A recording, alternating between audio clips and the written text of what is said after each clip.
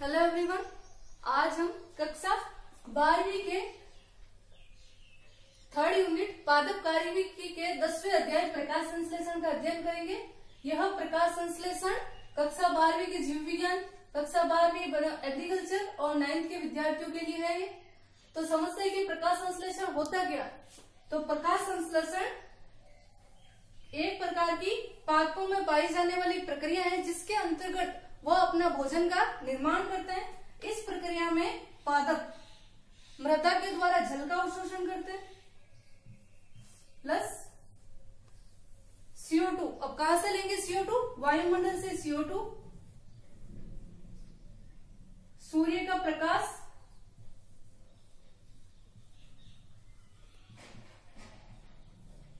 मृदा से जल का अवशोषण करेंगे, वायुमंडल से CO2 व सूर्य के प्रकाश की उपस्थिति में प्लस क्लोरोफिल हरित पर्णहरित की उपस्थिति में भोजन का क्या करते हैं? निर्माण। भोजन हो जाएगा शर्करा, कार्बोहाइड्रेट रूपी भोजन का क्या किया जाता है? निर्माण किया जाता है। तो समझते हैं परिभाषा प्रकाश संश्लेषण होती क्या है। तो प्रकाश संश्लेषण एक प्रकार की पादपों के अंदर भोजन को निर्माण करने की एक प्रक्रिया होती है जिसके अंतर्गत वे मृदा से तो H2O जल को ग्रहण करते हैं, वायुमंडल से CO2 और सूर्य के प्रकाश तथा क्लोरोफिल की उपस्थिति में शर्करा रूपी कार्बोहाइड्रेट रासायनिक ऊर्जा का क्या किया जाता है? निर्माण किया जाता है। अब उसे थोड़ा और बेहतर तरीके से समझते हैं। तो यह एक प्रकार की ऑक्सीकरण अपचयन प्रक्रिया है। कैसे होती है ऑक्सीकरण अपचयन प्रक्रिया? जैसे कि आप रासायनिक समीकरण को देख सकते हो, इसके अंदर वायुमंडल से CO2, मृदा से जल को ग्रहण किया जाता है। ऑक्सीकरण व अपचयन। अब बोलते हैं कि ऑक्सीकरण व अपचयन कहते हैं किसे? जब हाइड्रोजन को किसी भी पदार्थ के अंदर हाइड्रोजन जुड़ता है तो उसे क्या बोलते हैं? अपचयन। और जब हाइड्रोजन निकलता है तब उसे क्या बोलते हैं? ऑक्सीकरण। तो याद रखिए CO2 के अंदर कौन जुड़ रहा है? हाइड्रोजन। हाइड्रोजन जुड़ रहा है मतलब CO2 का क्या हो रहा है? अपचयन। यही जल के अंदर जल से ऑक्सीजन निकल रही है, यहाँ क्या हो रहा है? हाइड्रोजन बाहर निकल रही है। हाइड्रोजन का निकलना क्या हो जाएगा? ऑक्सीकरण। तो प्रकाश संश्लेषण एक प्रकार की ऑक्सीकरण अपचयन प्रक्रिया या रेडॉक्स अभिक्रिया कहते हैं जिसके अंदर CO2 का क्या होता है? अपचयन और जल का क्या होता है? ऑक्सीकरण और शर्करा रूपी कार्बोहाइड्रेट का क्या होता है? निर्माण होता है और ऑक्सीजन वायुमंडल में छोड़ दी जाती है। और ये जो भोजन होता है कार्बोहाइड्रेट, ये पादप के भागों में संचित हो जाता है। इसके अतिरिक्त यह एक प्रकार की एनाबोलिक प्रक्रिया है। क्यों होती है एनाबोलिक प्रक्रिया?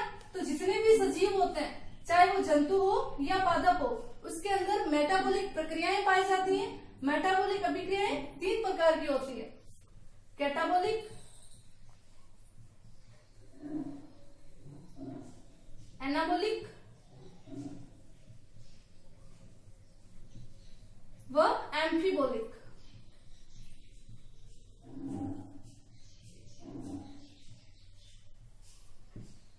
कैटाबोलिक किसे कहते हैं? एम्फीबोलिक किसे कहते हैं? एनाबोलिक किसे कहते हैं? तो कैटाबोलिक के अंदर जो कॉम्प्लेक्स मॉलिक्यूल होते हैं वो सिंपल मॉलिक्यूल में टूटते हैं प्लस एनर्जी देते हैं, तो वो क्या होते हैं? कैटाबोलिक। अब प्रकाश संश्लेषण में देखिए क्या ये कॉम्प्लेक्स मॉलिक्यूल टूट रही है, सिंपल मॉलिक्यूल जुड़ के कॉम्प्लेक्स मॉलिक्यूल का निर्माण कर रहा है। तो हमारे प्रकाश संश्लेषण में 2 सिंपल मॉलिक्यूल CO2 व H2O दोनों जुड़कर किसका निर्माण कर रहे हैं? कॉम्प्लेक्स मॉलिक्यूल शर्करा कार्बोहाइड्रेट का निर्माण कर रहे हैं। तो ये हमारी क्या होगी? एनाबोलिक प्रक्रिया। कैटाबोलिक के अंदर कॉम्प्लेक्स मॉलिक्यूल सिंपल मॉलिक्यूल उसमें टूटता है, जबकि एनाबोलिक में सिंपल मॉलिक्यूल्स जुड़कर किसका निर्माण करते हैं? कॉम्प्लेक्स मॉलिक्यूल का अंदर। और एम्फीबोलिक के अंदर दोनों लक्षण होते हैं, जो कैटाबोलिक और एनाबोलिक में होते हैं वो दोनों ही लक्षण किसमें होते हैं? एम्फीबोलिक। इस प्रकार से हमारी प्रकाश संश्लेषण की प्रक्रिया एक प्रकार की क्या हो गई? एनाबोलिक प्रक्रिया। कितना बेहतर है कि ये एक ऑक्सीकरण अपचयन प्रक्रिया, यह एक प्रकार की एनाबोलिक प्रक्रिया। इसके आगे इसके विशेष वैज्ञानिक की प्रकाश संश्लेषण की इस प्रक्रिया के अंदर वैज्ञानिकों ने अपने किस कथन को क्या बोला था? तो प्रकाश संश्लेषण की जो प्रक्रिया होती है वायु तथा जल की उपस्थिति में होती है। जो पादप होते हैं वायु तथा जल का उपयोग करके ही भोजन का क्या करते हैं? निर्माण। ये कथन था वैज्ञानिक स्टीफन हर्श। इस वैज्ञानिक स्टीफन इन्हें पादप कार्यकी का जनक भी बोला जाता है, पादप कार्यकी जनक। इसके अतिरिक्त प्रकाश संश्लेषण की प्रक्रिया में ऑक्सीजन मुक्त होती है, ये बताया था वैज्ञानिक प्रिस्टलन ने। अब ये जो ऑक्सीजन मुक्त होती है वो CO2 से मुक्त होती है या जल से। इसे अपने प्रयोगों द्वारा सिद्ध करने वाले थे वैज्ञानिक कार्नेलियस और वैज्ञानिक रूबेन। इन्होंने अपने प्रयोगों द्वारा सिद्ध किया था कि जो ये पादप ऑक्सीजन मुक्त करते हैं प्रकाश संश्लेषण की प्रक्रिया द्वारा, ये करते हैं जल की प्रकाशिक अपघटन के द्वारा। क्लियर है यहाँ तक?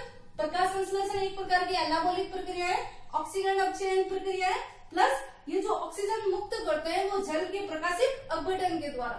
तो जल के द्वारा, तो जल के प्रकाशिक अपघटन से तो ऑक्सीजन मिली, तो CO2 का क्या होता है?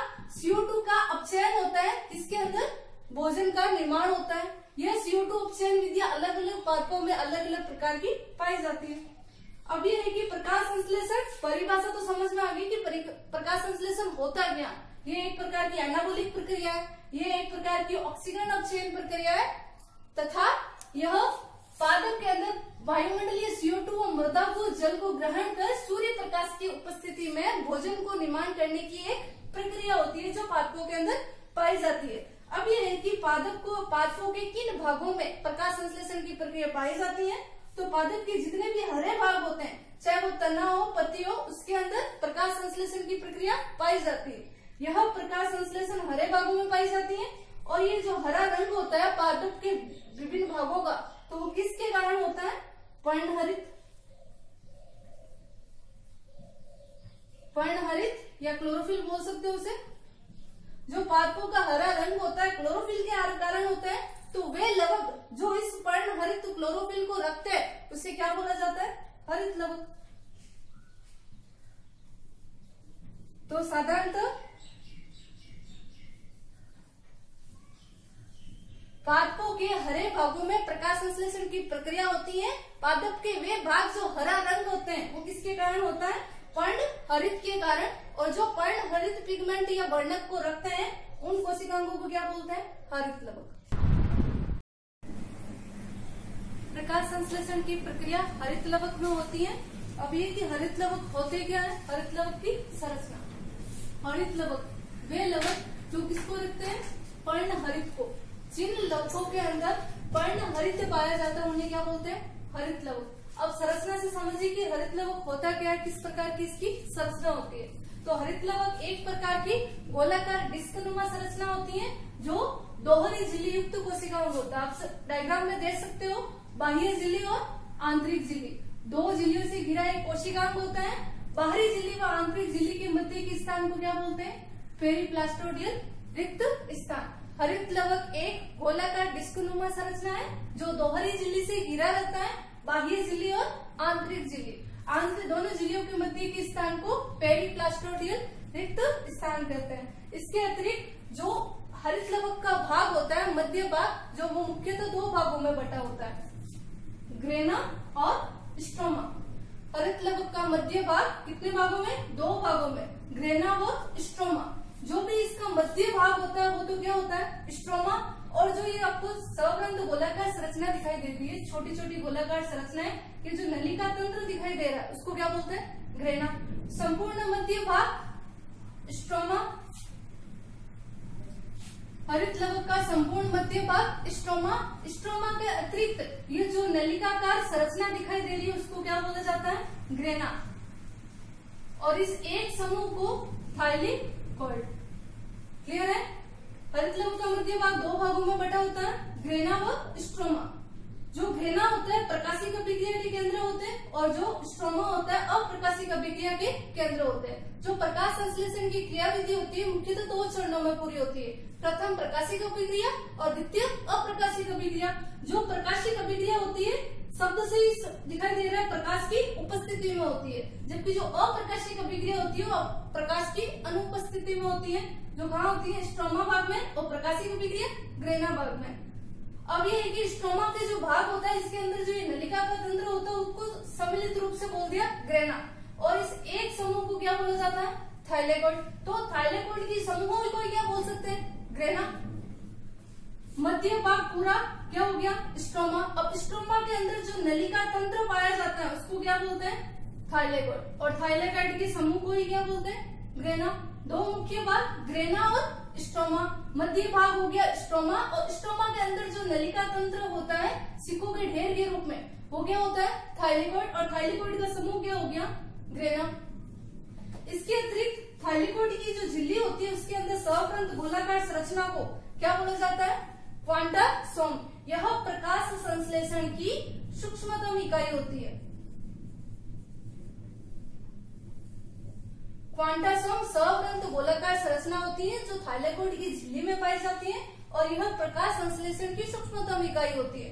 थाइलेकोइड की झिल्ली के अंदर ही अलग अलग प्रकार के प्रकाश संश्लेषी वर्णक पाए जाते हैं जो प्रकाश संश्लेषण की प्रक्रिया में भाग लेते हैं, जिसके अंदर 230 क्लोरोफिल के अणु पाए जाते हैं, जिसके अंदर मुख्यतः क्लोरोफिल ए व क्लोरोफिल बी होता है। 48 अणु कैरोटीनॉइड और 146 अणु फाइकोबिलिन। ये सभी सम्मिलित रूप से क्वांटासोम की झिल्ली में 116 फाइकोबिलिन, 220 क्लोरोफिल और 48 अणु कैरोटीनॉइड। इसके अतिरिक्त 46 अणु क्विनोन के भी होते हैं। ये सभी प्रकाश संश्लेषी वर्णक कहलाते हैं जो प्रकाश संश्लेषण की प्रक्रिया को संपादित करते हैं। इसके अतिरिक्त स्ट्रोमा पढ़ लिया, हरित लवक का मध्य भाग स्ट्रोमा, नलिका तंत्र थाइलेकोइड, सिकों का एक गैर समूह क्या हो गया, थाइलेकोइड। सॉरी, स्ट्रोमा जो भी मध्य भाग हो गया स्ट्रोमा। स्ट्रोमा भाग के अंदर जो नलिका तंत्र होता है उसको तो बोल दिया ग्रेना, और एक समूह को बोला जाता है थाइलेकोइड। इसके अतिरिक्त इसके अंदर डीएनए, डीऑक्सीराइबोन्यूक्लिक एसिड जो एक प्रकार की न्यूक्लियोप्रोटीन होती है, डीएनए, आरएनए, ये सभी कहाँ पाया जाता है, स्ट्रोमा भाग के अंदर। इसके अतिरिक्त स्टार्च कण व राइबोसोम। राइबोसोम होता है 70S राइबोसोम। इस प्रकार से ये थी हरित लवक की संरचना। यह प्रकाश संश्लेषण का प्रथम भाग था। इसके का आगे का जो भी प्रकाश संश्लेषण है के बारे में आगे की वीडियो में पढ़ेंगे। अगर आपको हमारा प्रयास अच्छा लगा हो तो वीडियो को लाइक जरूर करें। Thank you.